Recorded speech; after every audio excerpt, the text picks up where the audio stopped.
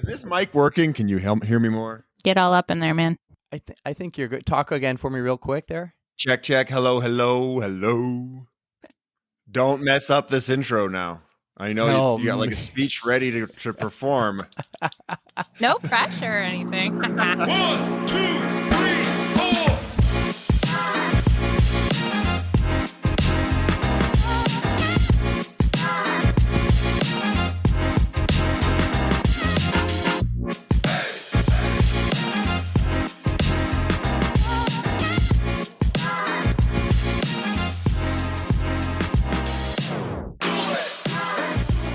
What's up, everybody, and welcome to episode 50, the big 50 of the On the Runs podcast. We are coming to you virtual. I'm with my dog, Pluto, right here, and I got my girl, Eham, on the other side. Eham, I miss you. We are virtual. I wish I was there. What is going on? I miss you too, bud. For a second, I thought you were saying I was your dog, and I was going to be like, wait a minute. Wait.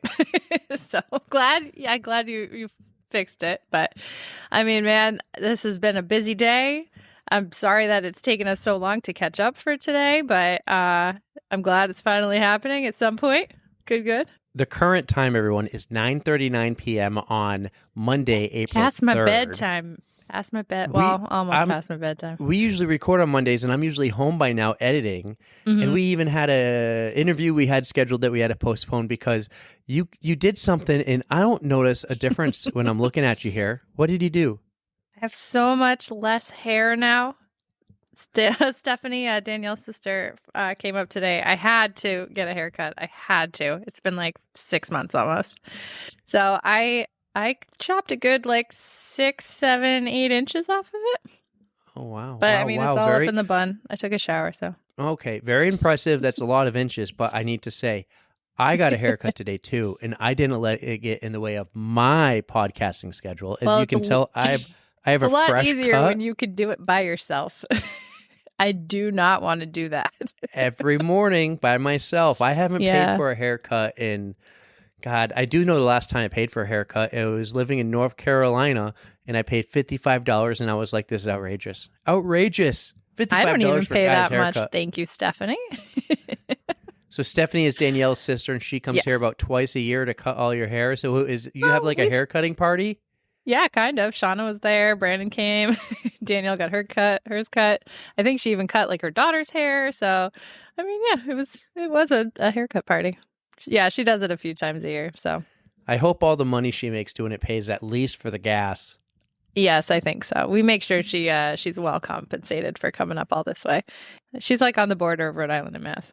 Well, the best part about doing a podcast is when things like this happen, we can go virtual. We don't have a live time.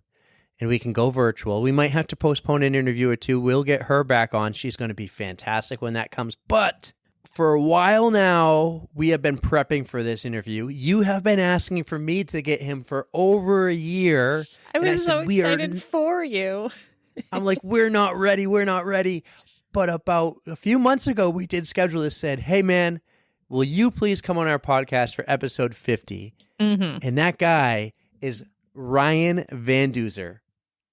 Oh, this was such a fun time getting to talk to him because it's very rare I meet somebody who has more energy and positivity and is just a ray of sunshine, you know? He is just the epitome of happiness and light, and it was such a fun interview.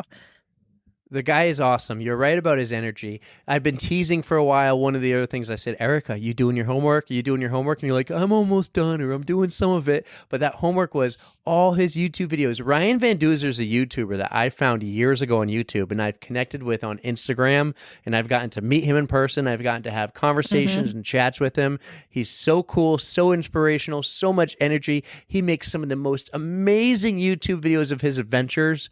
I was so excited. I think you were so excited. I definitely got into all his ultra running stuff and even the biking, but I did a little extra homework, if you can see this right here. Oh, tell me about it. I'm going to save that for after the interview, but we won't. I'm down with that. I'm not much of the reader. I'm spending a lot of time editing and working on the pod. You're going to do my book reviews. I really appreciate that. Yep. I read like the first chapter of Patrick's book. I haven't gotten any more into it. I'm the same with Mike Riley's book. I read like the first couple chapters and I'm like, no time. Well, yeah, but it's labor of love is this podcast and I love doing it. This whole time I've spent here, by the way, waiting for you, I've been editing reels and I'm saving them in drafts so I can just drop them later throughout the week of Dozer. There you go, so social be media some good guy. reels. Yes, I'm enjoying it. So that's one thing I'm loving about the podcast is it's bringing new people into our lives, and I mean, it's giving me the opportunity to branch out and read more, which I love to read, and it's just helping me pick new material. So I'm very happy to be able to help support these authors. And they're fantastic books. So we have Patrick and now we have Duzer, and I'm just super, super into it. This is making me real happy. So, and we have a future guest we'll talk to in a couple months. She's wrote 6 books. 6 books. Oh, you got to tell me now so I can get started. Well, why don't we get to the interview of Ryan Van Duzer? Why don't we play that, and then we can catch up after and thank everyone who has helped us out for the last 50 episodes and all the support we've gotten. So let's get to Duzer because this was so good. I'm so excited for you guys to hear Ryan's interview. So I hope you enjoy it as much as we had fun recording it, and you're gonna love it. All right, everybody, enjoy this one. Ryan Van Duzer on the On the Runs podcast. Our next guest on the pod for number 50 is someone we've mentioned just a few times here. If he's not in Boulder, Colorado, he's usually getting out there on an exciting adventure, sharing it with all of us on his YouTube channel. You'll soon learn that his first love in life was running, and we're so excited to have him on the podcast. Ryan Van Duzer, welcome to On the Runs. Thank you. Was that too loud? Was that too loud to scream? It's perfect. I might do a lot of screaming. You scream, and I was about to do a little kind of thing in the background. I'm psyched to be here. Ryan, we are so psyched to have you here. You may or may not know, but I think Eric might have a little dude crush on you. Sorry to throw you under the bus, bud.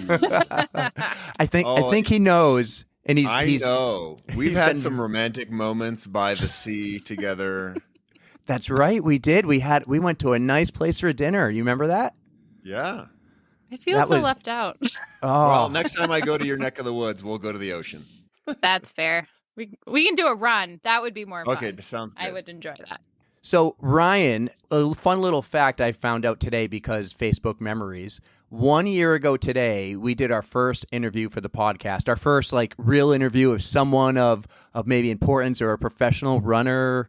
I don't know if you ever heard of Addie's a runner, but we had Addie on, and I find it so cool that was 1 year ago today, and I shared that with Erica because she's been like, let's get Duzer. I'm like, let's figure this out. Let's get ready before we just bring him on for episode 2, you know? I would have done episode 2. I love you guys. This is fun. That's super kind of you to say. But yeah, we've been practicing. We've been trying to establish our identity, and I think we finally figured it out. So I'm glad that you could finally join us for the Big 50. I am excited to be here. So let's get into running because your first love in life is running, and we are a running podcast, and we love stories, and you are a storyteller. So why don't you tell us about how you fell in love with running when you were, I think, 6 years old? Yeah, you got it. I was a little guy. So I grew up in Boulder, Colorado, which is a very running-centric community. Lots of elite runners in this town. I went to an elementary school, and that school had a yearly 1-mile race called the Mile Marathon. And we would train for it in gym class. It was at the end of the year in May when it was beautiful and sunny outside. And I took the Mile Marathon very seriously. You know, most kids were like, yeah, I'm just going to go run. And we get free popsicles and stuff. But I was like, I'm going to win. And so I was like, that was kind of like it kicked off my competitive spirit. Like I was a pretty fast runner in gym class. And that race was exciting. And not only was it exciting to run and be part of the energy of a race for the first time ever in my life, but since Boulder is the town that it is, a lot of the famous elite runners would come to the race and mill around with the students and then afterwards go into the classes and talk to us and answer our questions about running. And so I got to meet some old legends back in the day, Rosa Mota, 4-time winner of the Boston Marathon, and Arturo Barrios, the Mexican 10K world record holder for a long time. No way. And so, yeah, it was very exciting. Those people were my heroes. I know I grew up in Colorado and everybody thought John Elway was cool, but I thought Rosa Mota was cool. That is wicked cool. I wish somebody had done that for me when I was younger, because I didn't get into running until my after college years, and just something like that to spark your interest and to keep you interested. I really wish that something like that had happened for us. Definitely, I was fortunate to go to this school, be part of this community. After that race, the mile marathon, it would happen every year. It was Memorial Day weekend, and one of the biggest 10Ks in the country happens that weekend, the Boulder Boulder. I will never forget my first experience running that race. One of my friends had an extra entry to the race, and I was in first grade, so 6 years old. And he's like, Ryan, you can have this. And I had to ask my mom permission. And she's like, oh my gosh, what am I doing? My son is going to go run 6.2 miles. And it was exciting. And the Boulder Boulder also I credit with getting me into running. And again, it goes back to the spirit in the community. The start line is really exciting. There's thousands of people. You're running through the streets of Boulder. You finish the race in the university stadium here in town. And it's just exciting. I can feel the rush. The Goffstown. That's kind of like your Goffstown Gallop, Erica, your hometown race, the first race you ever ran, the one that got you to fall in love with running and that you'll never miss again. And I don't know if you've missed it since then, Ryan, but you tend to run that race every year and you talk about it quite a bit. You even kind of you do a lot for the town and the city now with your YouTube channel and just your social media to promote that race and to help others get involved, right?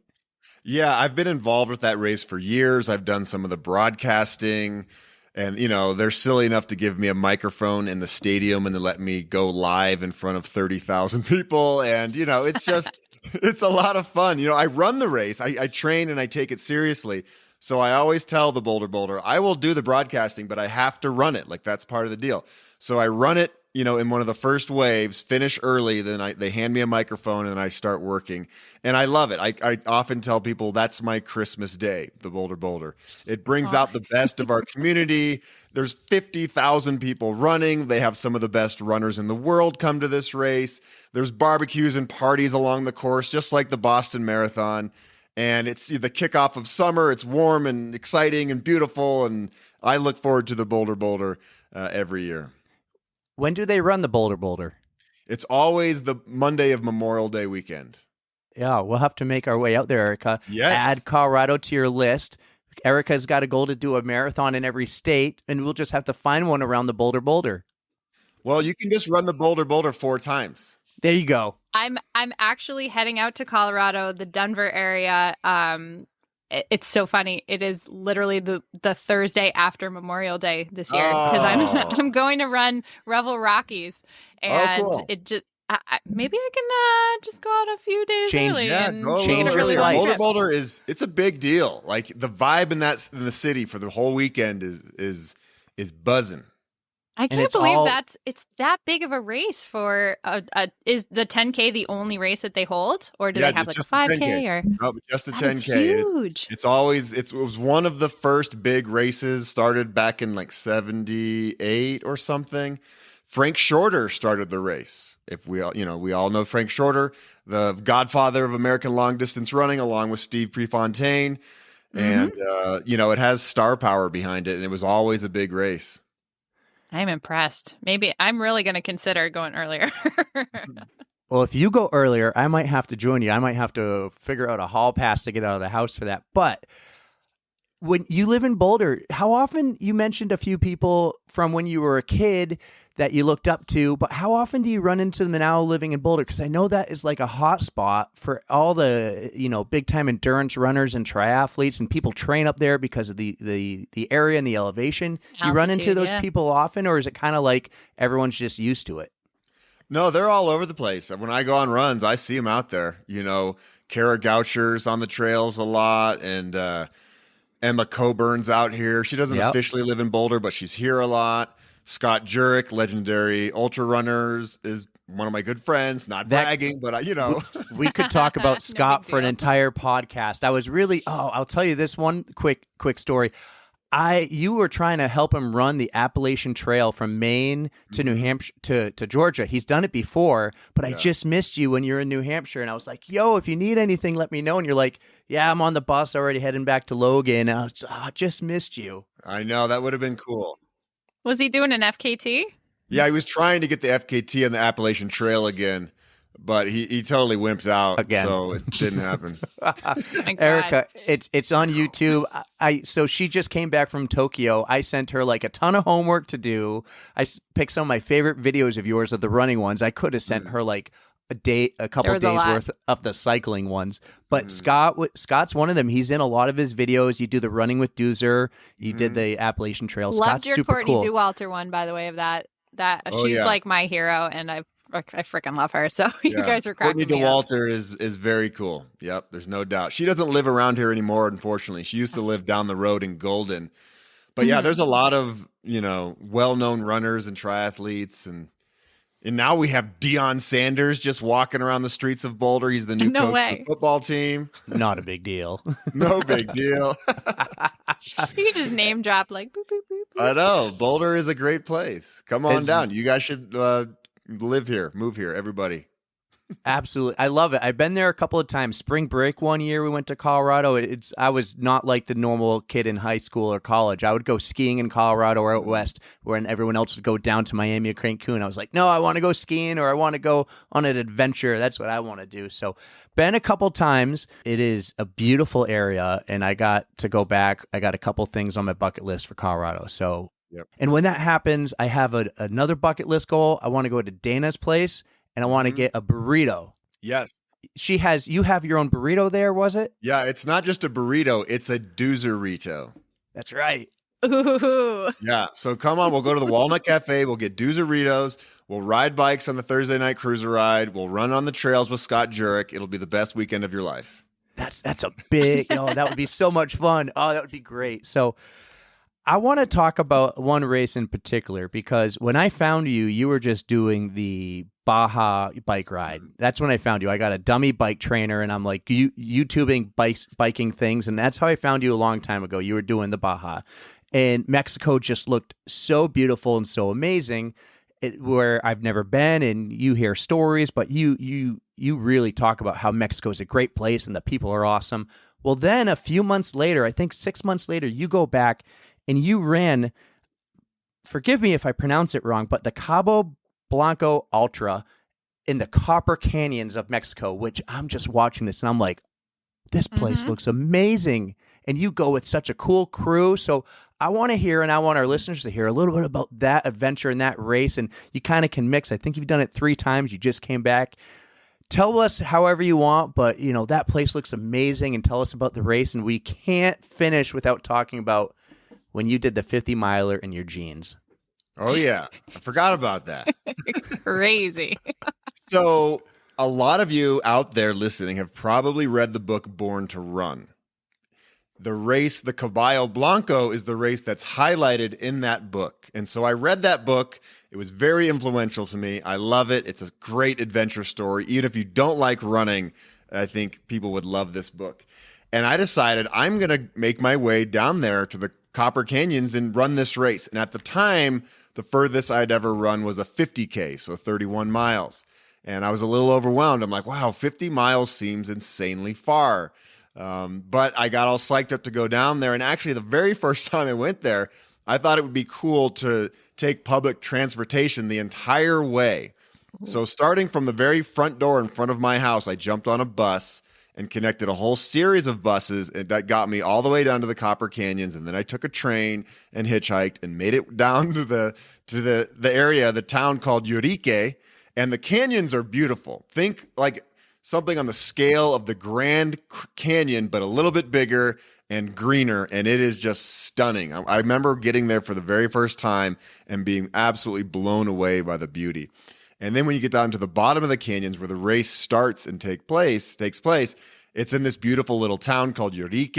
It's this idyllic little Mexican village. There's like 1,500 people, and the entire town embraces this race. And so the race was created by this guy named Caballo Blanco, the white horse. His real name was Micah True, and he actually lived in Boulder for a long time. And he had spent a lot of time in the Copper Canyons with these people, the Raramuri. They're also known as the Tarahumara. They are the ones that run in sandals. And he got to know them very well. He loved their culture, and he wanted to create a race that would help them in some way. And so he created this race called the Caballo Blanco. And the book, it's about Scott Jurek and friends going down there and racing against these legendary ultra runners of the Copper Canyons. And so that's kind of the backstory on the race. I went down there to run. It's so exciting. I've been down there 5 times now, and I absolutely love it. It is incredible. I just got back a week ago. And the race is hard, of course. It's hot. But the aid stations, and listen up, have burritos. And they're like little old ladies by an open fire making burritos at the aid stations. It's super cool. And most of the race are the Raramuri people, the Tarahumara. And there's like 800 people in the race now. I would say 600 of them are the Raramuri. And there's maybe 150, 200 Mexican nationals from around Mexico. And then there's some gringos and people from around the world that go down there. And it's the vibe is just through the roof. It's amazing. There's burritos at the aid stations. And I'm still glowing from my experience. It's so fun. Gringo, for those who don't know, and I learned this because of you, but gringo is white guy.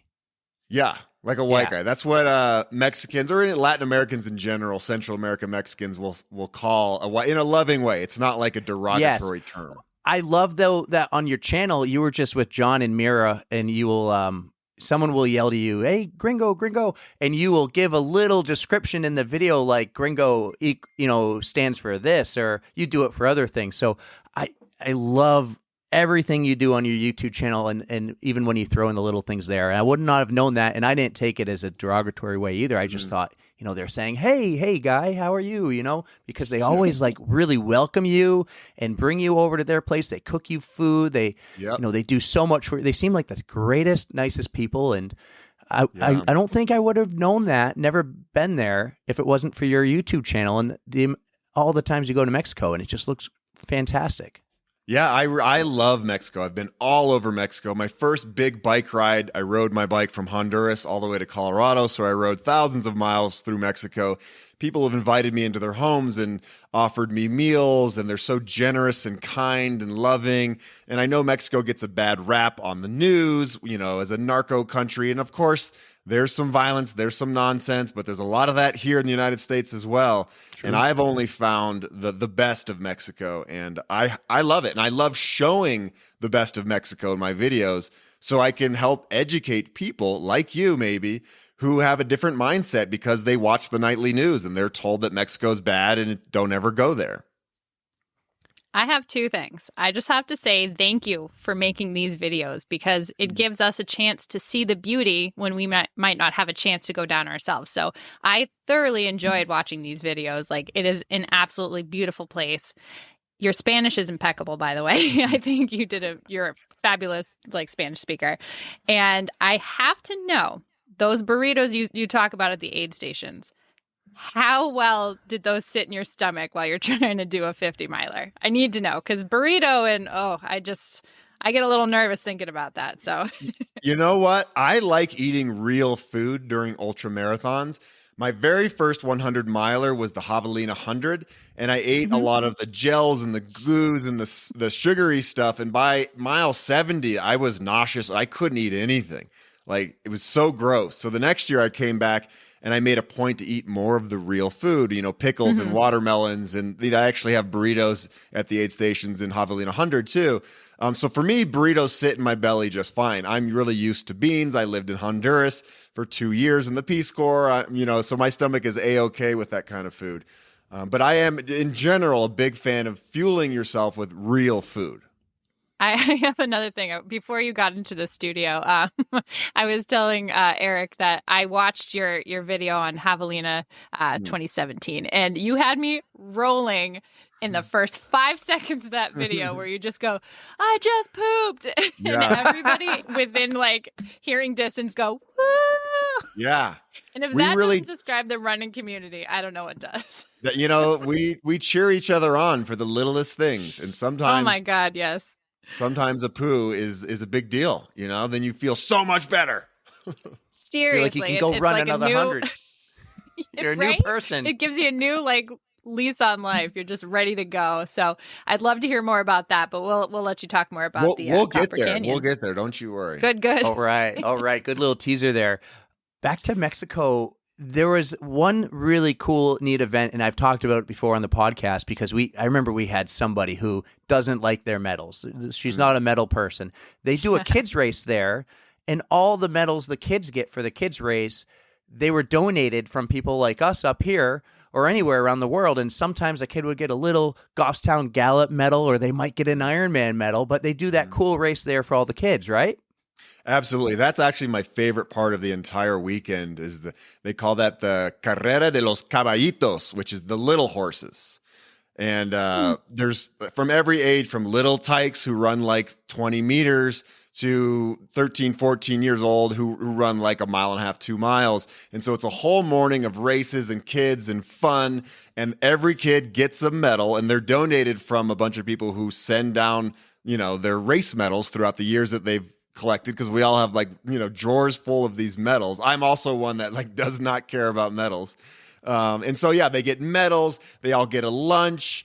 We make a really big deal out of it. And this year we actually, the team that we went down with brought down a whole bunch of carnival rides, which I don't know how they got these things down to the bottom of the canyons, but like small style carnival rides, teacups and stuff like that. So these kids were just blown away. They'd never seen anything like that in their lives. That's so cool. So are these the guys, your team, the ones from Arizona? Yep, that's the ones. Yep. And so if you're out there listening and you ever want to go on a guided trip with a bunch of very cool people, you can reach out to them, truemessengers.org, and talk to Michael Miller and join the team. It's super fun. And again, it's like people of all abilities. We have young and old and everybody in between. It's about the experience, really. Yes, there's a 50-mile race involved, but you don't even have to run it. Now they have different distances. They have a half marathon and marathon. So it's super cool. I think I might need to get the information from you because I'm race directing my very first race this year, and I'm looking into getting medals. And if I have any extras, I would love to donate them to the kids cool. down in Mexico. So later on we'll get that info from you because I think good. that would be a really nice thing to do. So nothing goes to waste. Everything goes full circle. Absolutely.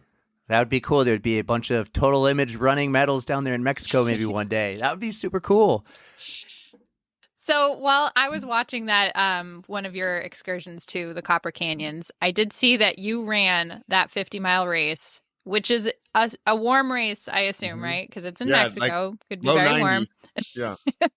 And you ran it in a pair of jeans. So I need to know how that went and how much squirrel nut butter you needed to use. Yeah. So I didn't really plan on it. I had running shorts that I packed to run a race with running shorts like a normal human would do. But that morning I woke up and I was looking at my jeans, and a lot of the locals run in jeans. That's just what they have, a lot of the guys. And I'd seen this throughout the previous years of running this race. And I'm like, well, if these guys can run in jeans, I'm going to give it a shot. So I was wearing my jeans, and it really wasn't that big of a deal. Like they were kind of like those stretchy jeans. So there was actually, I used no lube or squirrel's nut butter at all. I was okay the whole time. So impressed. Yeah. People were very worried about me, but I was okay. So that was more of like a when in Rome situation, right? You're like, if they could do it, I could do it. And it actually worked out for you. It was fine. My race was great. I don't think those jeans slowed me down at all. Would you ever do it again? Yeah, I mean, maybe. I like getting my legs tan in early March. So, I like shorts. I'm definitely a shorts guy in general. But, I'm a little goofy sometimes, and I threw on the jeans and went for a little 50-mile jog in the mountains. Not a big deal. Just a jog, right? You did really well. I was so impressed how well you did in that event, too. So that was amazing. I assume that your trip you just went on, that will be on YouTube soon. I'm editing it right now. Yes. I can't wait to see that. Well, and the cool thing about this video is you're going to see my girlfriend, Amelia Boone, who is a very well-known ultra runner. And I brought her down there because I wanted her to experience this and see the magic of the canyons. And it was fun because she'd only been to Mexico once, and it was like resort Mexico. So this was like kind of the real down and dirty Mexico, and she loved it. And she did really well in the race. She got third place overall for women. Wow, that's fantastic. Mhm. Do you guys tend to do races together or often? We've done a couple together, and she always beats me. Damn it. Well, that leads me into how you met, which is you met at the Leadville 100. And first off, that race looks epic and brutal at the same time. And watching Scott was there too, watching you go from like really happy and excited. And then you kind of went in valleys. You had ups and downs, right? But that is when you met Amelia Boone, since you dropped her name. And Yeah. I would love to hear about the Leadville 100 because you've done it the last 2 years in a row, and I think both experiences were the same and different at the same time. Yeah, I mean, 100-milers are just crazy. I mean, you're always going up and down and highs and lows. I think everybody would say the same thing. So my first year doing Leadville, I tweeted out a few months beforehand that I was doing Leadville. And Amelia responded to my tweet saying, if you need any help, let me know. And I hadn't really talked with her much. I met her once very briefly at a conference, but we didn't know each other very well. So in my mind, I'm like, oh, wow, super babe, Amelia Boone just commented on my tweet. She says she wants to help me? No way. And sure enough, she was serious. And I remember a few weeks before the race, I reached out again and I was like, are you serious about helping me? She's like, yeah, I'd love to come help you and pace you, whatever. And I was like, sweet. Well, meet me at Twin Lakes, which is mile 60, and we'll go from there. And that's how it all started. So I've run for, before I meet her, run for 60 miles up and over Hope Pass. You've read the stories. It's very hard. So, I'm already going through my own emotions and challenges in the race. And then I know, oh gosh, I have to kind of keep it together for Amelia at mile 60. This is almost like a first date. I want to make a good impression. Spending a lot of time together, yeah. Got to be in a good mood. You just ran 60. Yeah. And so I meet up with her and it's exciting. And there she is in real life. And we ran 15 miles together. And that's essentially the very first time we ever had a conversation, was that. Pacing me. So it was very cool. And then if you want to know, then after the race ends, then I tweeted her or texted her, thank you very much for helping me out. And we both went our own ways. And I didn't see her again for 3 months. And it wasn't until she was leading a group run in Boulder in December of that year. And I saw that somewhere on social media. I'm like, oh, I should go say hi to Amelia. I haven't seen her since Leadville. And I walked into the group run and she just grabbed me and started making out with me in front of everybody. Whoa. Just kidding. I was like, we just got the inside scoop because that wasn't on YouTube. Yeah, no, that's kidding. Just making sure you're listening. So at that group run, she's like, I'd love to go on a bike ride with you. And that's my love language. And so the following weekend, we went on a bike ride. And that's kind of how it all started. That's pretty cool. Man, you guys just gel so well together. That's awesome. Yeah. I truly do love, and I don't want to be done with Leadville, but I love how much you share on all your platforms. And you've shared love and hurt and everything, all your experiences and emotions on YouTube. I appreciate that about you, is that you say sometimes people will be like, Ryan, why are you always so happy all the time? Like, you're always so happy. You're like, well, not always. And we get that on your YouTube channel. You do pour out your emotions on your YouTube channel. And I appreciate that. Well, I second that too.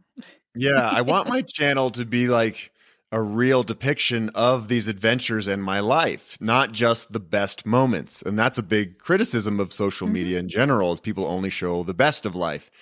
And throughout the years, there are times where I talk about the hard moments in life, or heartbreak, or the reasons why I quit drinking alcohol, or when I'm in the middle of biking the Colorado Trail and I'm ready to collapse. I talk about this stuff because people can relate more, to that type of human behavior, because we all have been through hard times. We go through hard times every week, Yeah. But if you're always like, I'm great, I'm the best, I'm so strong, then people are like, yeah, this guy is kind of fake, Mm. I related to you in two occasions on bike rides. I think both on the Colorado Trail. One was when you lost the drone in the tree, Yeah. and I felt for you right then. I was like, "Yep." At one point, you just know it's gone, and you got to go, and you maybe wave bye to it. Yeah. And then the other one was when your belt broke, the carbon belt drive, Yeah. and I knew what you were going through because I've been stuck out there on the trail, and I'm like, okay, my drivetrain's gone now, and I don't have an extra chain or anything. And you were in the middle of one thing we Nowhere. haven't mentioned is you don't drive, so you got to Yeah. find someone to get you. You're in the middle of nowhere. At least I could probably run to my house where I was, but I related to those two are some of the recent moments, and I really appreciate even when you share the heartbreak, and I love the happy times too. The happy times Yeah. are awesome. And, people say all the time, you're always so positive. Are you always so happy? And no, I'm a human. I have emotions just like everybody else, and I have bad days. But what you see on YouTube, that's months and months of planning and preparation for an adventure. So when you see me, I am like living the dream. Let's say it's the Colorado Trail or the Great Divide mountain bike route or the Leadville 100. Like when I'm out there, yeah, I'm psyched because I've been preparing for this moment for months and months and getting my body ready, getting gear together. And it is exciting. And during Leadville this year, I said, even on my video, this is like a holiday. This is a very special occasion. I don't get to do 100 milers very often. Your body just can't handle it. So I do about one of these a year. One, just like Christmas Day. That's your one chance to enjoy it and have the time of your life. Even if it's hard and you know it's going to get hard, it's still magical. And I have this body that is strong enough to be out there doing these things and the time to have trained to get ready for this and the gear and all my friends and a crew. So it's very special to be out there and to have the opportunity to do one of these things. He does have a great crew. He has some of the coolest people who are always there helping him. Dana and Xanta are one of them. Your mom, who you talk about so much on your channel, who just sounds awesome. She's there at these races. And then he has his friends like Scott who goes. And I believe it was Scott who ran with you on the first Leadville attempt a year ago at the he helped bring you to the finish line, right? He was actually the second Leadville. So first Leadville, I had Amelia Boone and Darcy Pecue. Darcy's That's also right. a legendary ultra runner. So I had a great team there. And then this past year was Amelia and Scott. And Scott had me for the final 25 miles. And I was kind of falling apart by mile 75 at the end with Amelia. And I was like, oh no, man, not again. Because I really came back to Leadville because my first year was at the last 25 miles were a death march. And I really wanted to improve. So I trained quite a bit more. And here I am, second year in Leadville, and the same things are happening. And I'm like, oh God, this is really going to suck because I know exactly how this went last year. But I took some ibuprofen. I don't know what happened. I met up with Scott and I felt great. Obviously being with Scott was amazing because this guy has been through everything and he knows exactly what to do. And we had a wonderful 25 miles together, and he's serious business. You were Scott, like he's going to want you to go fast. And we would see all these headlamps, in front of us. And Scott's like, we're going to catch him. We're getting him. It's like, we're going for this. And I'm like, oh my God, I can barely move, man. He's like, no, we're getting him. We're getting him. And those final 25 miles, I passed 20 people. And so Wow. I was at like 55th place in Leadville when I met Scott. And by the end of the race, I was in 35th. It was pretty cool. That is super, super impressive. I can't even, it just blows my mind. The amount of like training and effort that you put into that, and then to have that energy, even if you do have a friend like trying to, come on, let's go. Yeah. Just trying to get you to the finish. It's still your body doing the work. So well done, sir. Thank you. Not only is he doing the run, he's getting content at the same time. You've got your camera, you got your phone, you're even posting at the time, I think on Instagram, unless So those good. are videos you saved later. Like, so you're not just running, but you're like, you got the camera out and you're getting your content for your channel. Yeah. And it's fun to be able to do that. And people often say, don't you think you'd run a lot faster if you didn't have a camera in your hand the whole time? And I don't know if I would. It's kind of like the jeans and the 50 miler.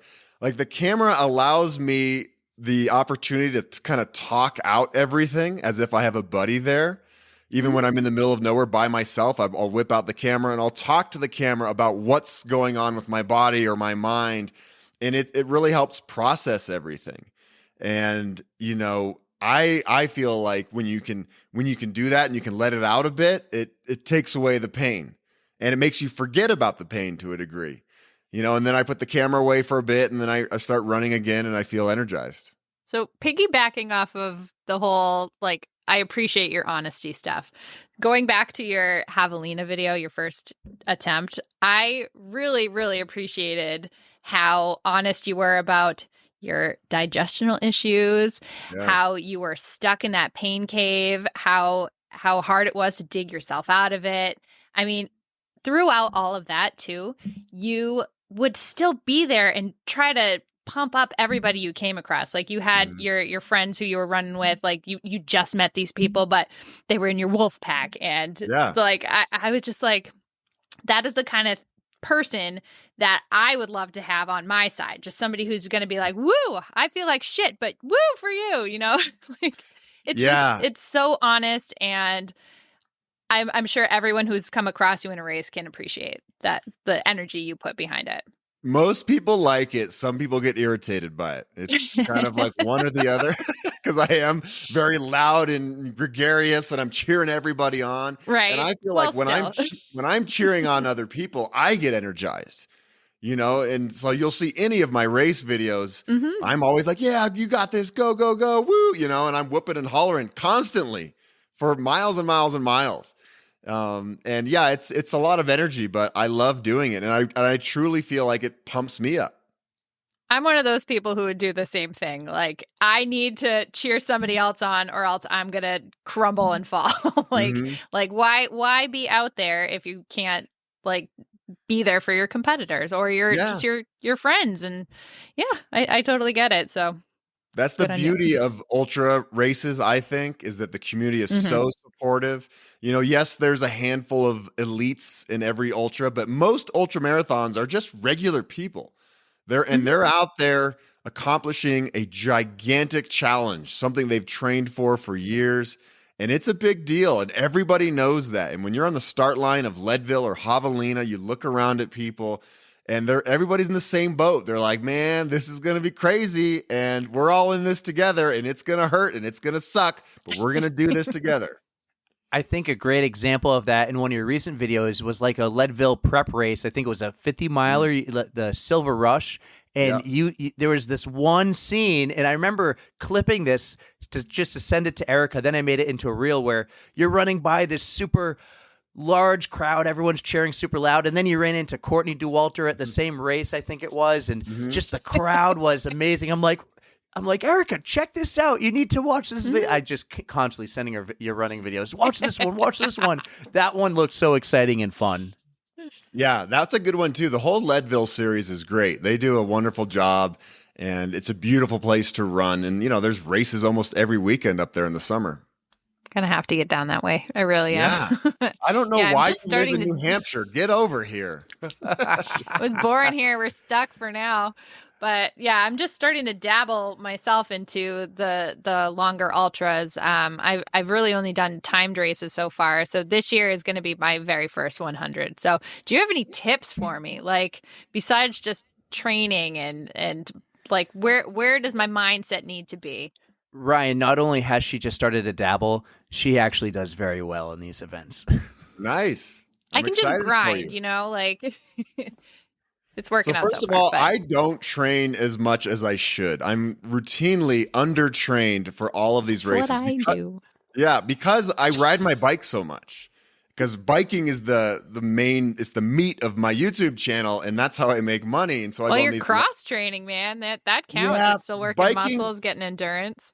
Yeah, biking really doesn't help for my running at all. If I go like on a month-long bike trip and then I come home and then I go for a run, my legs feel so heavy and slow. It's like I've never been running in my life. Yeah, it takes a while to like get them back in line, running shape. So what I would say, advice, go into it just knowing that it's such a privilege and a special occasion, and whatever happens is going to happen. And you just keep moving those feet forward, whether you're walking or crawling or running, and really lean on the people at the aid stations. They are there to help you. Some of the best humans in the world are at those aid stations, and they're there because they want to be there and they want to help you. Get high And fives and hugs, right? oh yeah, like constantly. And if you need food, if you need to stop, you need to chill, like do all that, because it's like I'm guessing you're not going for like a specific super fast time. It's just an experience for you, right? Nope. Yep. Just to finish, just to try it. I often tell people like you get to be outside in nature all day long for 24 plus hours, and that's really cool. How often do we get to do that? Not very often. Not often. No. Especially with working and full-time jobs, and in his case, kids, and there's a lot that holds you back. So get outside while you can. Yeah, I'm excited for you. You're gonna love it. Which 100 are you doing? I'm running the Yeti 100 in Virginia. It's on the Virginia Creeper Trail. So I think it's one of the easier ones, if you could say, because there's not a whole lot of elevation. I'm not climbing a mountain multiple times like you would in Leadville or Javelina or Western States. So this is like a baby, an intro course to the 100. It'll still be plenty challenging. And I'm glad that you're doing it, and I'm excited for you. Thank you. Yeah, I will keep you posted how it goes. It's at the end of September, so I got time to train and time to prep and get my head in the right mindset. So I will do my best. And as far as training goes, even if you go like on a really long hike one day, 4 or 5 hours, like that's good training. Your feet just need to know what it feels like to, be walking and moving all day long. So time on feet is really important. So, Definitely. If there's like a week or two, you've kind of burned out on like actual running, you can just go for a really long hike, and that will still be very beneficial. I love that. Got a lot of nice hikes out here I could take you on. That is true. We got to hit up our friend Danielle, because that's all she does is just hike. She's like our master hiking friend up in the White Mountains. So, I like it. Speaking of our friends and of advice, and you just gave some great advice, we have a friend named Karen, and she will be going out to Colorado this summer to do the Trans Rockies. Ooh. You have done the Trans Rockies. You've YouTubed about the Trans Rockies. It's another race that looks just absolutely amazing and stunning. Tell us a little bit about the Trans Rockies and what Karen should be looking forward to. Oh, it's so fun. I would do it every year if I could, but it's usually just a couple weeks before Leadville, so it's really not a good idea. But I love it. It's so fun. The guy who runs the race director, his name is Huda. He's from Canada. He's super funny. Every night there's like these big family dinners, and he does these speeches and skits and comedy, and it's just fun. Like that race, really, they call it like an adult summer camp. Oh, fun. And it is. Yeah, and of course there's some running involved, and the routes are beautiful. You start in Buena Vista, Colorado, and you make your way all the way to Beaver Creek. And yeah, some of the days are tough, and you're running through mountain creeks and all that, but it is so beautiful. Interestingly enough, I do these races, and I'll do a hard race, but then I won't do another race for months. What's unique about Trans Rockies is you'll go all out on day one, and then you get some sleep, and you wake up, and you get to the starting line sore. So that was a new thing for me. You're already sore, and then you run your butt off on day two, and then you're feeling great, and you're partying with everybody that night in camp, and then you wake up again, and you're like, oh God, I'm super sore now, and you just keep doing it over and over. But they have massage tents and massage tables. They take good care of people. They feed you good food. It is it's like a vacation in a way. It's like a trip of a lifetime. That's right, because they kind of do a lot of the work for you outside of running. They supply the tents, and you just said the food, and that work's kind of done for you. So you just show up and you run and have fun, and they do all the work. Exactly. Yeah, and they make great food. They set up your tent, and it's just a really good time. So anybody out there listening, if you have that opportunity, do Trans Rockies. I've also seen there's lots of 2-person teams that do it. A lot of married couples or whatever. And I think it seems like a very good bonding experience. I've only done it once when I was just solo running, but yeah, they have two people teams, and that looks like cool. A relay, or they run no, it together? You run together, and so you have to finish together. So it's No, I not like like one that. person can be super fast and like get a great time and the other person comes Don't in wanna 2 blow 'em hours away. later. You have know? to finish every day together, right? Yeah, every day together. Yes. So there's some tactics involved where somebody's inevitably going to be feeling better or stronger one day when you have to, wait up or, That's pretty be there for your cool. partner. Maybe we could do that one together one day. Maybe that's There what we we'll go. do, Erica. Okay. I could be on board for that. That would be a wicked fun time. Wicked. I'm definitely talking to Northeasterners. Yes, you are. Yeah, you absolutely are. I'm surprised we haven't dropped that more. Yeah, I heard you say it at the beginning. I was like, oh, yeah. Uh-huh. These are not Colorado people. So Ryan, out of all of the races that you've done so far, and I know you say you like the 10K is one of your favorites.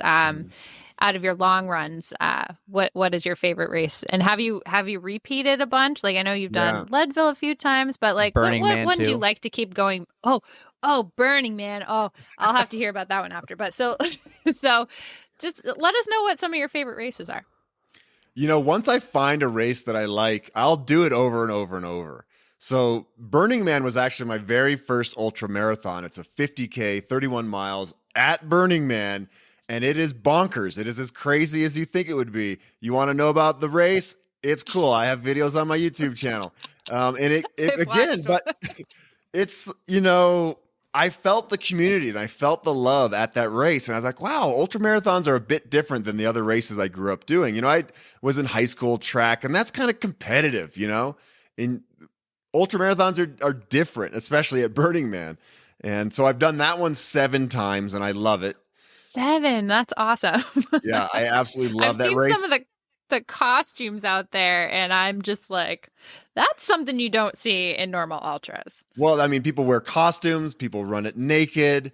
The race starts at 5 a.m. in the dark. So you're running right through dance floors and all sorts of wacky stuff.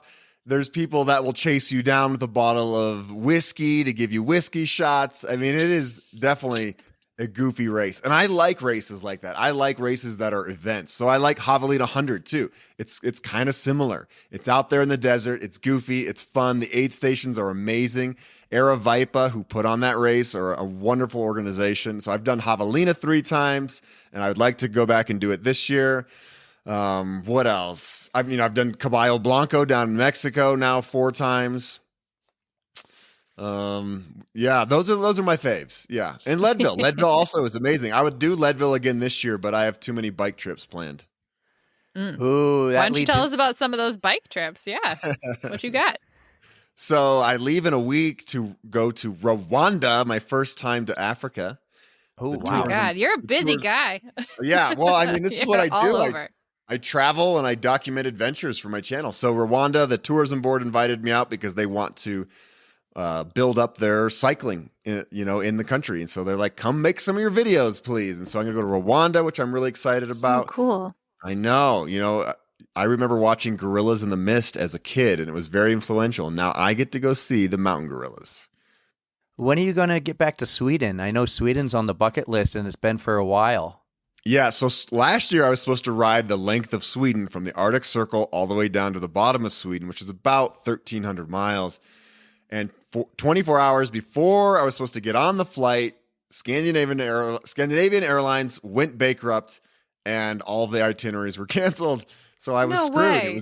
It was crazy. And it took a long time to even get my money back. And I didn't even get it all back. It was like, airlines can be evil. Anyway, so that didn't happen. But this year, I want to go back to Sweden and ride the length of Sweden. There's a big bike event out in Iowa called Ragbri. Oh, we could talk. Yeah. 450 mile ride across the state of Iowa. There's usually like 20,000 people out there. Again, I like big events. I like lots of people. I like energy. And so that's a big one too. I think I did share with you Ragbri, Erica. I said, when you finish everything, you can then go to this. You and Brandon would love it. You even teased before Ryan about doing like a Duzer team, at Ragbri, I think, right? Yeah, we're going to do some sort of Duzer team. I'm going to make some hot pink shirts so we all know we're on the team. If you do that, and if I can manage it somehow, I'm going to do Ragbri one day. My dad, who just retired, I played one of your Ragbri videos for him. He goes, He goes, I'll do this. And I'm like, yeah, all right, let's get out biking. Let's get in shape. Let's do it. So Yeah, it's super fun. It really, I always tell people it shows off the best of small town America. It's just very charming. There's little bake sales run by little old ladies at the church, and the Girl Scouts are selling stuff, and the Boy Scouts and soccer teams, and there's bands everywhere and music and slip and slides. It's super fun.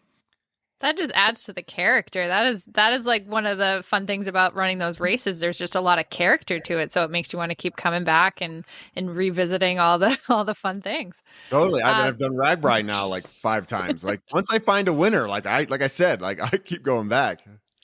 So another question I have, how do you come up with these kind of like routes you do? I know RAGBRAI is like a thing, but like, how did you decide you wanted to ride the length of Sweden? Like, is that a known course, or you just felt like it? Like, Yeah, how do you come up with these ideas?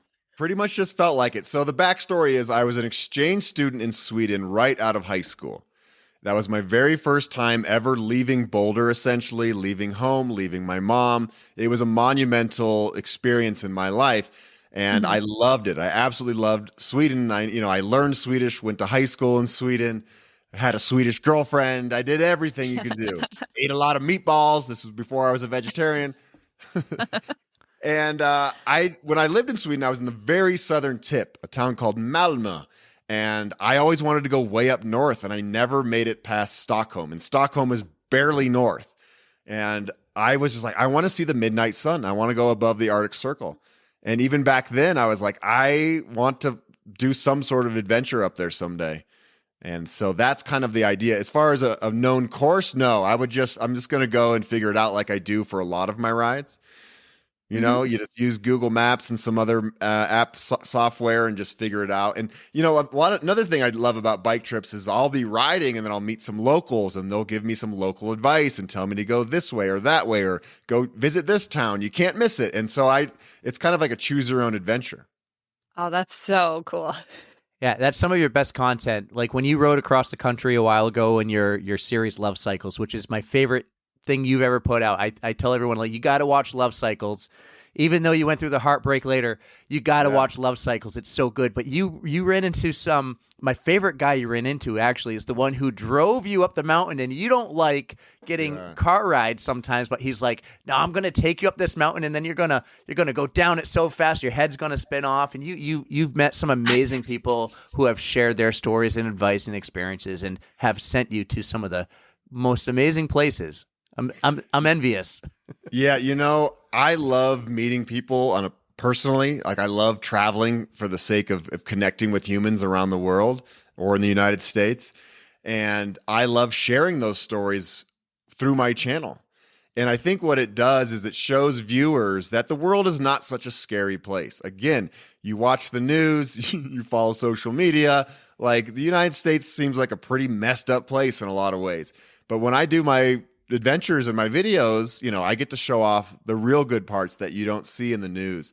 And I get a lot of comments from people outside of the United States who will say something like, man, I watch the international news over here in Australia or Great Britain or whatever, and the view we have of your country is pretty negative right now. And then I watch your videos and I get a totally different idea of Americans. So thank you for sharing that with me. And so those are the comments that I love getting.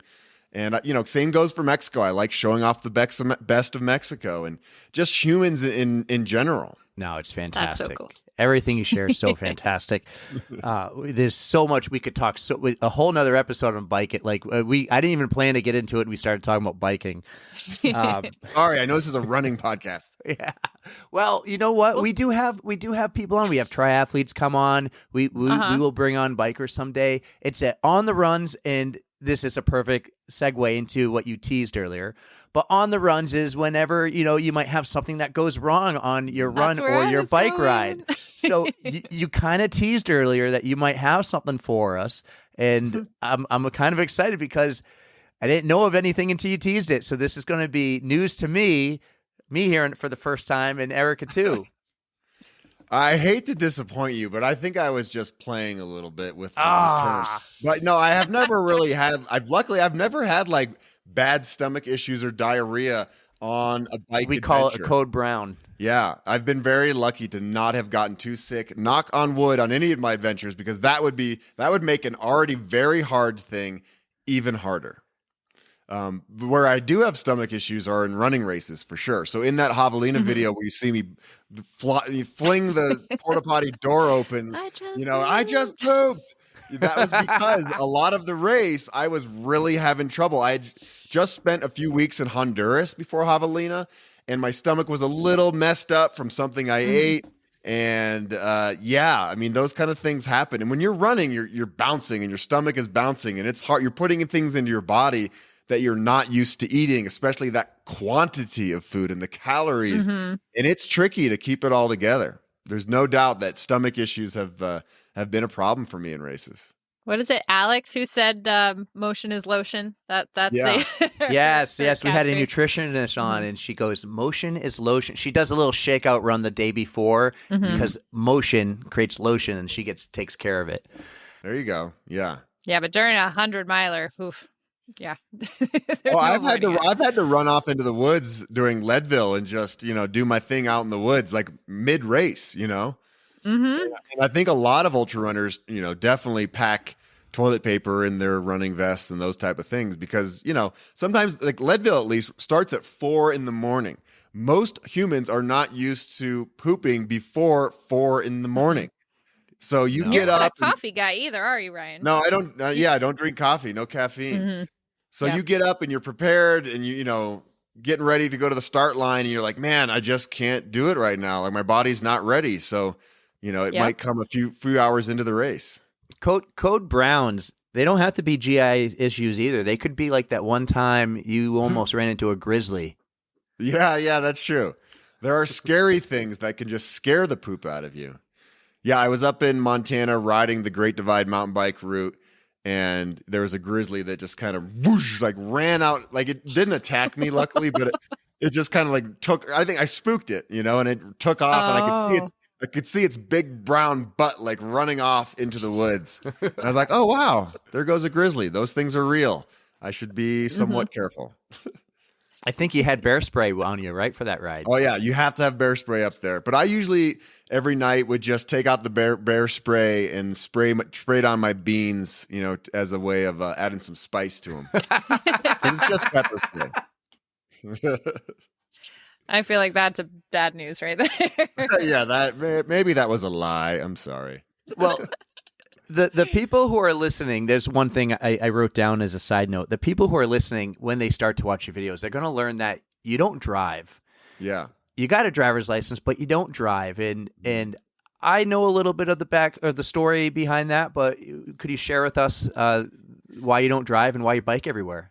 Yeah, so as a very little kid, I remember watching an Earth Day special on PBS, and they talked about the dangers of pollution and what humans are doing to the planet. And this is way back in the mid 80s.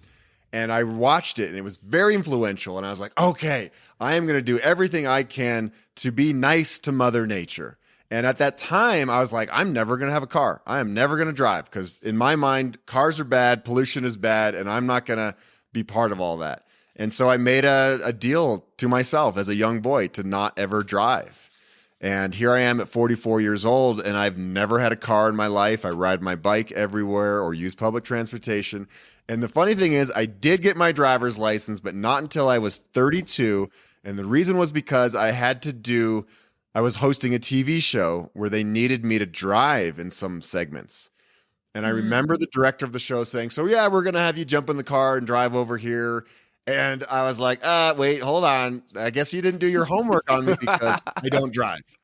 And he's like, well, we need you to drive. Like, you have to get your license. So my mom, at age 32, when I was 32, my mom taught me how to drive just enough so I could pass the test, get the license, and do this dumb TV show. Can't. I'm proud of you for sticking to that since you were just a little kid. That is so impressive. And I really wish more people were like you to be more earth conscious, because God knows they aren't. Like this world is not in good shape. And it's like it's only getting worse. And, I think, but everybody can do what they do. I'm not down on cars and hate cars. I Yeah. obviously know that the importance of cars. My mom was a single mom with 4 kids. She had to have a car to drive us to school and to all of our events. But I do think we can drive less for sure. We can ride our bikes more or use public transportation. And there's a lot of other things we can do to lessen our impact on the environment. You share that too in your videos, and you don't just talk to the camera and say, do better. You actually show some of the places you go, the pollution in those areas, especially with plastic. Yeah. So I'm real down on plastic. Plastic is evil. It's a petroleum-based product, and, single-use plastic is just ridiculous to me, especially plastic water bottles. And yeah, I talk about it in my videos, not really in a preachy way, but come on, guys, we can do better. We can be nice. Small We steps, all love the right? Yeah, little steps. We all love the great outdoors, and we need to keep preserving it so the great outdoors stays great. And, I'll go on my little rants here and there. Even at Ragbri, the event in Iowa where people are riding across the state, there is so much plastic waste. It's ridiculous. Whereas it doesn't have to be that way. We can reuse things. We can bring our own forks with us on our bikes. We don't need to take a plastic fork at every single stand that's selling pie. So little things like that. I do appreciate that there's a lot of races out there, even just marathons that are starting to go cupless. They're encouraging the use of camelbacks and handheld water bottles just to reduce the amount of plastic on the course. I know Big Sur is doing that. Even Berlin, they're trying to go big on saving resources. So I just hope more races will start to do that, because if you think about it, thousands and thousands of people run those, and that's just so much waste. So much waste. Jumping on that bandwagon is great. It goes straight to the landfill. And as we know, plastic really never biodegrades. It seeps into the water. Microplastics get into the ocean. We ingest that. It's just not good. It comes from oil. It's not healthy. So I love that. Another thing races are doing is giving the option of accepting a swag bag or something, when you go to a race and you have a bag full of all these stupid goodies that, I at least just don't need.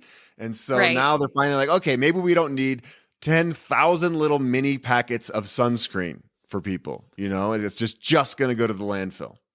Right. Erica, there's a tip for your future race directing. We can take that into consideration. Yes. I got you guys. I got you. Ryan, we could talk for hours and hours and hours. And let's do it. This should be a marathon, just like an ultra marathon. Let's just do this for 24 hours. Let's do it. Let's hunker down. Let me just go tell Mom downstairs real quick. Hey, Mom. Snack. Just grab a pillow. It's going to be overnight. My kids aren't feeling that well, and they haven't been sleeping. So I'm like, Mom, I'm really afraid they're going to be crying and up all night. And my wife's working. So she goes, well, I'll just come over and watch TV, read. Oh, she's knitting them sweaters, actually. That's what she's doing. Oh, my God. She's knitting them sweaters downstairs. And Shout out Janice. Yeah, she put Adeline to bed, which she was up a little later. But we could go for hours. So we have a couple big questions we asked everyone at the end. And I'm using quotations, right? And I didn't prep you for these, and they're really easy. So the first one I do is I go and I find a photo on your Instagram or your Facebook social media, and I find one that I think just looks fun, and I ask you, what is the background, the story of this photo? So here's my photo. It is you running. See if the camera goes there, but you're in a Scooby-Doo outfit. Oh, right? yeah. It's right there. You're in the Scooby-Doo outfit. That's a good one. That's a classic. And it looks like there's mascots running behind you, chasing you. Yes. So the reason why I'm wearing a Scooby-Doo outfit and there's a buffalo chasing me and a whole bunch of other mascots is we have a race series in Boulder, and it's a downtown race series. And this particular race was the Pearl Street Mile. And they had a mascot race. So all of the big mascots from around Colorado come to do this race. So the Broncos mascot, the CU Buffaloes, all of them. And I knew the race director, and he's like, don't you have some Scooby-Doozer suit? And I was like, yes, I do. Scooby-Doozer. Scooby-Doozer. I love it. Oh, my God. So that is the story behind that photo. And it's actually one of my favorite running photos. And I'm kicking all their butts, and I win the legendary Pearl Street Mile. You won. Scooby-Doo I love outfit. it. Give him a round of applause. Press that button. Thank you. I don't have the button. We do Riverside now, but yes, I can add it in later. Way to go, Post, yeah. man. Yeah, like I said, we could talk for hours. So I do hope, and Erica's question's coming up, but I hope we can have you back one day. And I'm thinking maybe for episode 100. Yeah. Get you Let's for the do big it. milestones, man. We'd love it. And if you ever need connections to like real cool elite runners, I can help you out there. So let me know. I was gonna say, you might. Yes, I didn't please. know if you know anyone who knows Amelia Boone, but maybe one day I'll Yeah. reach out and see if you have a connection there. Yeah, we'll see. Yeah, she's a Oh she's man, a you should have busy dropped girl. the sunglasses, the Amelia Boone Oh, sunglasses. well, right? Yeah. You The dropped story- the ball, man. You remember that story, Ryan, when she did an ultra marathon back in August? It was in Bristol, Rhode Island. It is called the Oh Anchor yeah, you Down guys Ultra. gave me a hey, good job. Oh, that's good right. luck. And I was like, So I forgot my sunglasses as I went to work, and then we drove down, and I was crewing for her, and it was just me and her. And so I said, "Hey, I forgot sunglasses. Can you bring me some?" And she has like 80 pair of Gooder sunglasses, and she knew which ones to Ridiculous. pick out from watching Yeah. your channel and seeing you. And I And hooked so him we up. sent- I hooked him up. we sent you the message, and you and Amelia both responded and gave Erica a good luck shout out. And that was, dude, that's the kind of person you are. That was so cool. I really, you have always been, when I reached out to you and I knew you were in Boston, we went out and grabbed dinner. When you were here, if I got you maybe a day earlier, I would have driven you down to the airport. I would have gone to Gorham and picked you up. You're that cool of a guy. And for you to send her that good luck message, you don't even know her. You kind of know me. And It helped. I won that day. I got It did, female it did. open winner. Yeah, girl. That's what I'm It was talking great. about. And I remember when I man. said, "Hey, Ryan, I'm starting a podcast on running with one of my best friends. Could you please follow us?" And I had like 50 followers. You're like, "Yes, man, absolutely. I'm so pumped for you." And Got you. yes, you're the man. So good. So Part of my goal with my channel, I mean, the theme is to get out there, of course. And so I make videos that hopefully inspire people to get outside.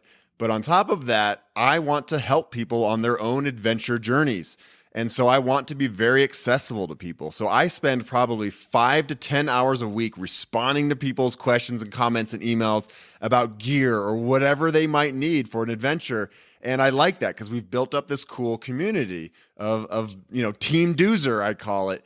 And it's really fun. So yeah, of course, like I like connecting with humans. That's what I like doing. It's fun. I like making friends. Yeah, So of course, when people reach out, like I want to hang with you. We are Team Duzer for life. there hasn't been one time that he didn't respond. And I remember the first time you responded, I accidentally just wrote down on one of your Instagram videos as I'm on the Peloton watching. For some reason, like the sweat fell on my phone and it typed Oh. BB. Oh, really? Whatever BB means, I don't know, but you were riding your bike in a story, and then you responded with just like a heart, and I'm like, this guy just liked BB. I like random stuff. But that started it for us, man. That started it for Boulder, us, and Boulder, there you go. I'm going to digress and let Erica go to her big question that I didn't prep you for.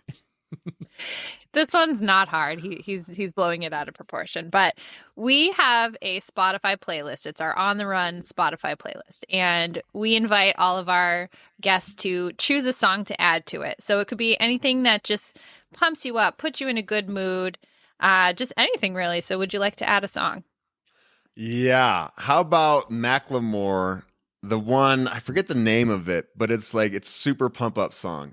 What is the name of it? Where are we going? How does She'll it find go? it. She'll find I it. will find You know it. what I'm talking I actually about? really like. Off the top of my head, no, but guaranteed I will find it. It's Yeah, like, yeah. Oh, wait, Just- no. in the city, Here don't we know. go. Oh my God, hold on. Where are we going? La la la la la.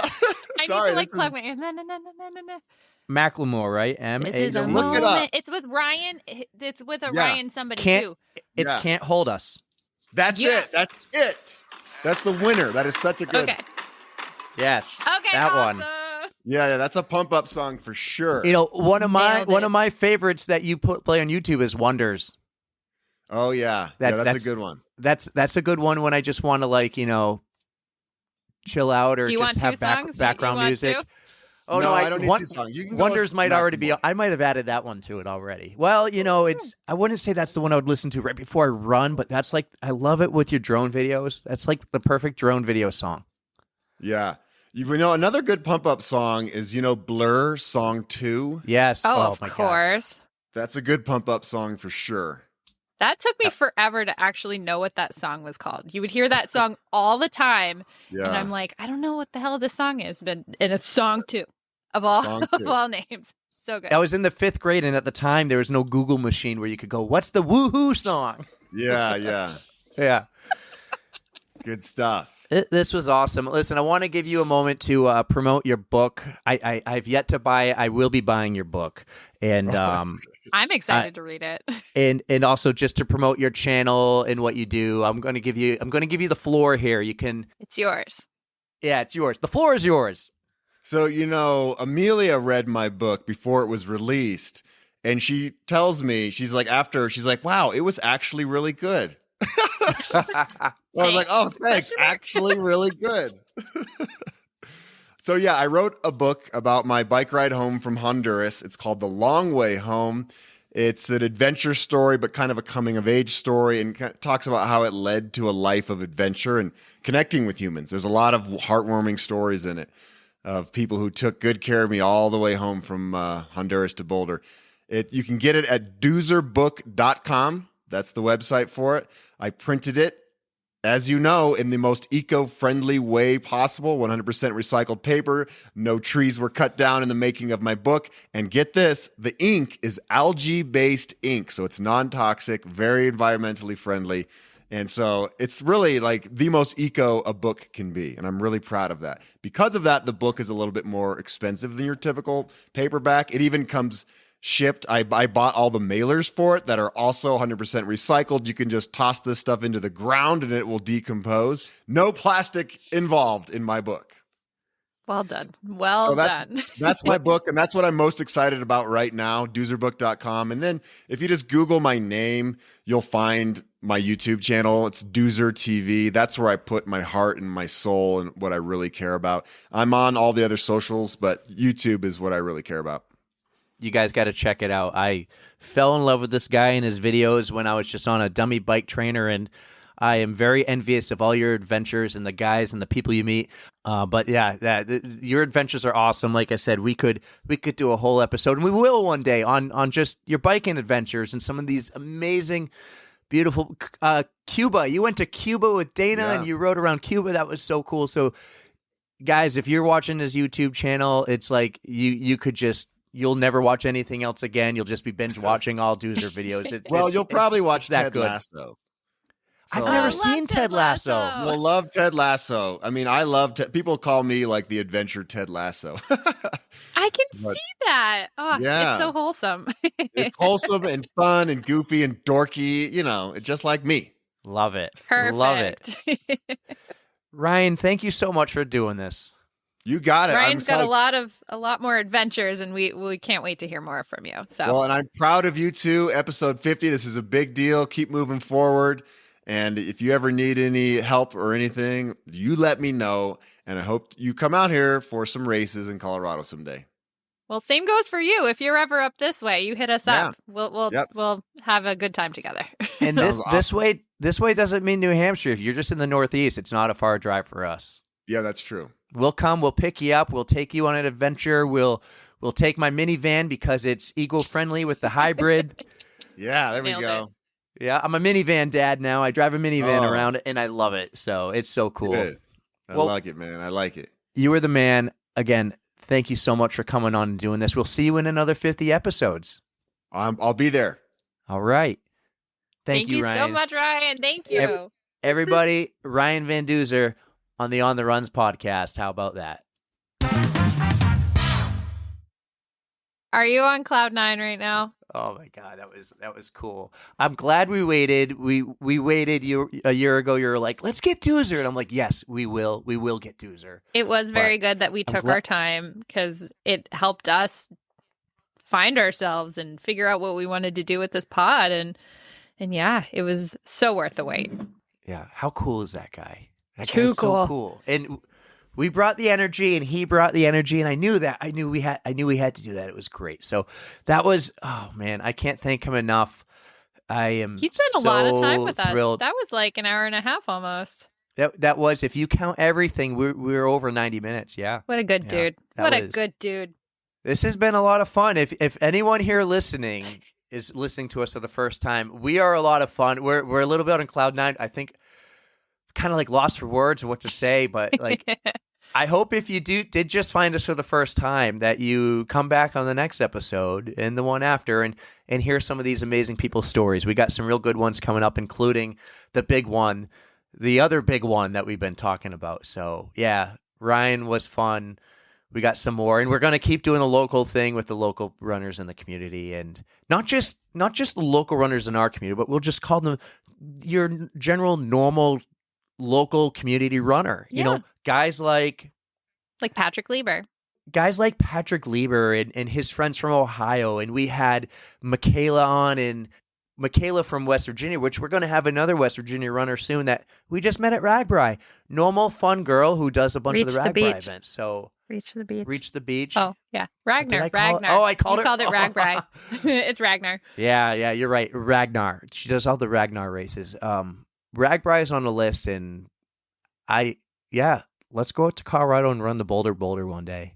I really just need to expand my trip by a few days. I'm leaving Thursday, and that race happens on that Monday. Maybe I could join you just for the Monday. If you do it, I need to somehow find a way to join you for just that Monday, Memorial Day. Maybe we can both just fly for the Monday and then come back, and then I'll go out for my normal trip because I already have that day off.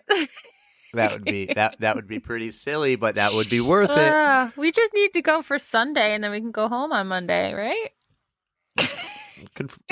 We could take a red eye home Monday night. Right? Yeah. Oh my God, is this going to happen? Oh, I don't know, man. That was your first ever interaction with him. Like It was, yeah. everything you had there. That was first time reaction and responses from you. Like I knew a lot going in, and you didn't know so much. Like that's really cool about the podcast is the people we're meeting. But in some cases like that, you're meeting someone for the first time. So that was your first real live reaction. Mm-hmm.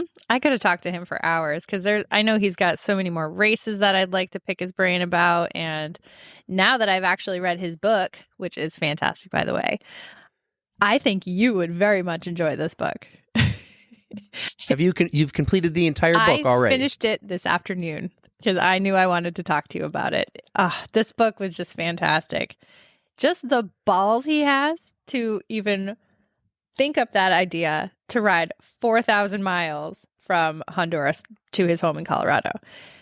That is not something, should I say, a normal person would do. He's just got the adventure bug. He is just born to be wild, and it was just fascinating to read about all of his adventures and what he calls road magic, just the people he meets. And he may have had weather that was against him, but just the mindset he took to try to get through those like hard days and just the stuff he sees. But this book, I'm not going to ruin it, has probably one of the most code browns in it. Not even what you're thinking, man. I do not want to ruin it for you, but we'll call it. So not a real code not brown. A real code brown, but like the most extreme. A code brown moment. Yes, the most extreme like code brown experience I have ever read about. And let's just say I finished the book at lunch today. And I kind of wish I was not eating at the time. Oh, no. It was intense. It was very intense. But I mean, this book it was so full of like triumphs, and I got emotional reading it at the end. You guys would love it. So check out the book, The Long Way Home by Ryan Van Duzer. It was great. That's awesome. It was awesome. Yeah, that's awesome. I'm gonna order, I'll probably order the book like tonight or this week, or I keep saying it, but I'm going to get if all it. else fails, you can borrow my copy. Well, no, I want my own because I am working on updating my bedroom studio, which is right above me. Oh, you're doing what I'm doing. We're going to get a new desk, and the desk's going to be a corner desk, but perfect. I'm also going to have a bookshelf behind it. I got this whole thing figured out, right? And on the bookshelf is going to be, I'll get Duzer's book. I'll have Pat's Lieber's book out there. Yeah. I will have the Iron Man book I got, but I'll put up some medals, or I'll just put up some stuff. Pluto can go up there on the bookshelf. Yep, he's perfect. So, yeah. So no, it's in my head. And I found the stuff online. I have yet to click purchase. Mhm. I'm waiting for my tax refund check to come in. There you go. So that's coming up soon. I'm working on taxes now. It is April 3rd. I got a couple more weeks. You got some time, yeah. I did mine Yeah, only like 2 yeah. weeks ago. That's late for me. Usually I try to get it in because I'm like, I want my refund, please. Thank you. Right, right. You definitely probably wanted that right before Japan, but No, it didn't happen. It was a few weeks after, but that is okay. well, that was awesome. One more time, Ryan Van Duzer, thank you for coming on the podcast, man. His trip, by the way, in Africa, have you been checking it out on Instagram? I've just been like seeing some stuff pop up lately. So he's in Rwanda. Is it Rwanda? That's right. Did you see him with the gorillas? Oh my Like God. up close and personal. They are such beautiful animals. Oh my God. And then he shared a lot of photos of the guys out there with their bikes, and they transport Yeah. food and supplies on these bikes, and we're talking like on the back wheel of the bike they have food. Onions was one. Onions. These gigantic bag of onions, and some were potatoes, but the bags are like as high as 3 people. Like they tower over you on the bike. And I remember one was onions, and it's like I was thinking like, oh my God. And so that's how they get things around there. No food trucks. They just throw them on the back of a bike and strap them down with a rope, and these guys ride the bikes and bring them, to village or wherever. What good I don't know. guys. He will have to tell us about it next time he's on, which I think we kind of got locked in episode 100. I hope he Right? has many more adventures to share with us because that's going to be an epic, epic episode. Yeah. Hopefully one that we will be in person for with big balloons and everything, and we'll buy some props for it. That sounds like a great idea to do. Why am I just thinking of that now? I have no idea. I can't can't speak on that. Okay, so I bought some props and everything to be in person for this episode, but Erica's little haircut got in the way. Hey, we originally weren't going to do an interview that day, so I was really hoping to see this haircut, but your hair's just pulled back. Do you I want thought me you to would have take come it on the down? pod and be like, Do you want me to? you would have been like, I Fine, just come got here. my hair done and da da da da da. I have a hair clip in there. Oh wait, let's hit the slow mo music. The Baywatch music. Here she Baywatch. goes. Yeah, I don't never know, wear my slow-mo. hair down, but especially when it's wet. But like, it's way shorter now. I used to have it like halfway down my back, and now it's just shoulder length. So it's nice. All right, guys, what do you like? What do you prefer? Do you prefer Erica with her hair pulled back or wet hair down, don't care look? Well, I don't care what you guys pick because I got to do what's good for me. I vote this look. This is the good look. Wet It hair, only don't works when care. it's wet because when it starts to dry is when I get all the little like curly cues, and it just meh. It's a pain in the ass. Do you like to take your fingers and just No. through your hair? No, you don't do that? Oh my God, if I had hair, I would do that all the time. If I had a flow, I would be like, yeah, I got a flow. See, my hair is just very frizzy and it doesn't cooperate. I mean, if I straighten it and actually put effort in, then yes, it's nice and I'll do that. But yeah, it's just so much easier to just pop it in a bun and then boom, I'm done. Mm-hmm. You should really appreciate that you got that head of hair, and you should like do stuff with it Yes, every day. I know. You're very fortunate. I know, I'm very fortunate. I got know. this beautiful bald head, but not so many people out there are fortunate with the hair like you or the bald head like me. So Mhm. you should let your hair down a little bit more and just go with it. We'll see. No. We'll see. Like Pluto. Pluto has the tongue. He just always sticks that tongue out. I saw him chilling behind you. You could just see Yeah, him right in yeah. the corner. Love Pluto. By far my favorite Disney character. We talked about this before when you said Dopey was yours, and then you changed it to, I think, Goofy. And just yesterday, you it's sent Max, me a right? Snapchat. Yeah. Yeah, you sent me a Snapchat of you singing the song in the car. I wasn't kidding, dude. I listened to that song and I watched that movie regularly. That was a staple in my household when I was growing up. My You favorite. need to be careful because, when you send me those things, I can easily screen record and post them later. I thought That's about it. the only and then reason I'll- I send you things is if they're approved. But I mean, Oh, so wait, are you saying everything you send me, no, I just know you're going to be like that. Be like, everything you're something. saying right now, everything you send me is fair game for our Instagram reels? From this point on. Yes, guys, this is going to be good. So She sends he'll me some never good, get funny another stuff. Snapchat from me again. Most of them are down like really low guys, and you got the triple chins. Gee, thanks. I'm like, nah. You got to be at Well, least it's flattering. just the angle. You got to It's be the angle. flattering. You got to take the phone and you got to do the angles. Well, I can't do it in certain situations, like when I'm singing in the car. By the way, we've mentioned this before, but Roxanne from the Goofy movie, total babe. Girl crush. Well, guys, it is. Listen, I would love to keep talking, but because of the haircut fiasco, that I am going to just You keep have talking some about work here. to do. It is now 10 o'clock, and I got some work to do. Luckily, we do these interviews a couple weeks early, and I edit them, so that's great.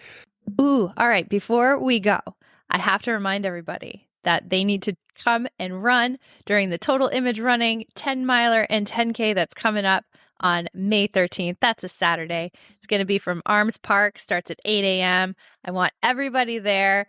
We're going to be there. At least I hope he's going to be there, but I am going to be directing the whole shebang, and I want to see everybody there. It's going to be a blast. There's going to be... What's there going to be? There's going to be music. Well, I don't know food. yet. I You're haven't. going to get medals. Or there's going to be dogs. There's going to be maybe babies and strollers that you bring your baby. Erica's Should going I? to kiss your babies if you want them to. Erica's going to put on an amazing race. You can run 10 miles or you can run 10K. It's a beautiful course. It's in Manchester. See, you the should whole be my area, hype Arms man. Park. It's great. Well, that's what I'm doing. Do you want me to bring Pluto? Pluto will come. Yes, do you I want me want to dress Pluto up as to Pluto? be there. What do you want me to do? I will be there. Unfortunately, DJ Terry won't be available. We talked about that. Yes, I know. I am disappointed, but we will make do without him for this one. For this one, How is you went on a course preview run the other day with Rachel? I did. How'd that go? It was pouring out, but we did it. We figured out where all the new mile markers are going to go. So I think it's gonna be a good race. All right, I'm so excited. And you promised everybody perfect weather.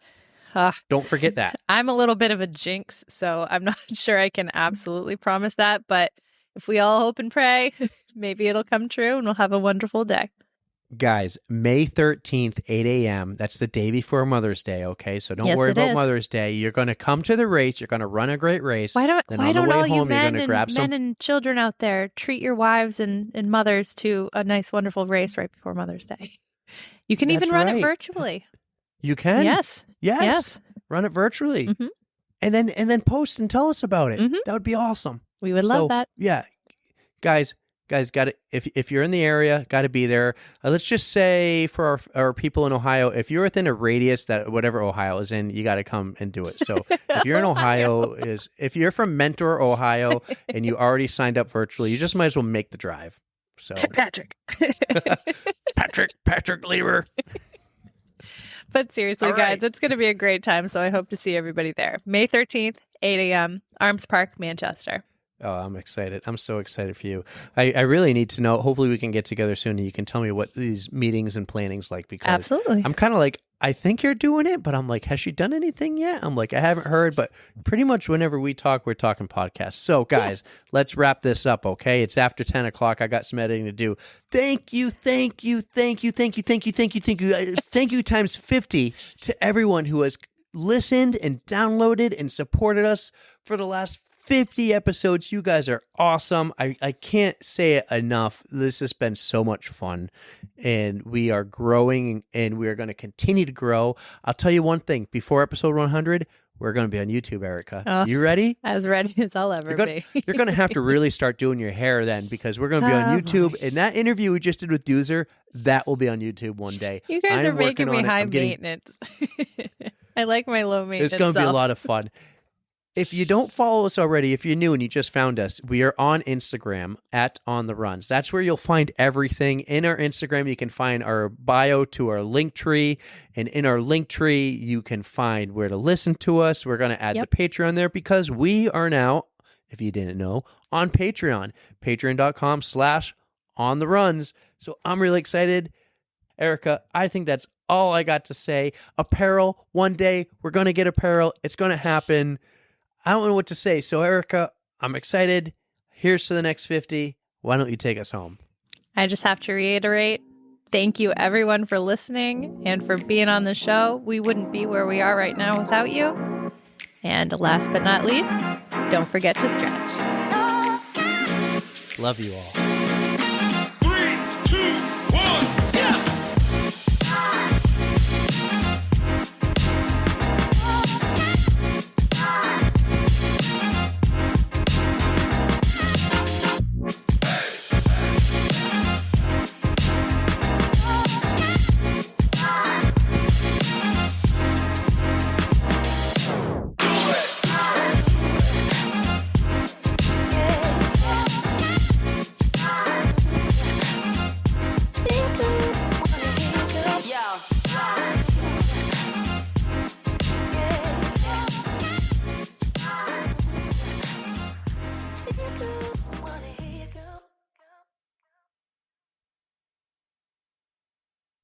It's a whole story, I and was- No, we met in college. We went to Plymouth State. What she's referring to is when we were freshmen, we were in this fun club. It wasn't even an official club, but we called it the Monday Night Fun Club. And maybe, what do you say, about 50 of us would all get together and we'd play these big games of like yeah, capture flag. we'd get outside. We'd get outside, have fun. It used to be like at nights. So it was dark and nobody else was really hanging out on campus. So we kind of got to roam around and do our thing. So the guy who started this, he lived in apartment 60, and everyone would go to apartment 60 to party because one, it was close enough. It was pretty safe for us because we were underage, so we were drinking juice, water, staying hydrated. Yeah. They wanted to do the last weekend of the year a formal, where we all kind of dress up and for the party, and so what she was referring to is, oh, are you No, going to I'm tell like- him? I wasn't going to tell him. He brought up. In Monday Night Fun Club, for some reason, we are on the same team and we're together and we're like trying to think of a way to get the flag, if it was capture the flag or whatever the game it was. And I said, hey, you going to the formal with anyone? She goes, no. And I'm like, you want to go together? And she's like, yeah. And then like a day or two later, she goes, look, Eric, there's this guy and I really want to go with him. So I give know, her- and he's still my friend though. He likes me after all these Well, I thought years. you were gonna He say he's doesn't like your hold it husband against me. now. Oh, No. But I kind of ditched him for a guy that I had a crush on, and I felt really bad. And he loves That's telling okay. people that story. I But love we're it still like, because- he's my best friend, so we've come a long way, and Yeah, he so maybe doesn't if you harbor had any gone to- feelings. If you had gone together, maybe that would have ruined things. Yeah, maybe maybe Right. there would be no podcast. You're Yeah. right.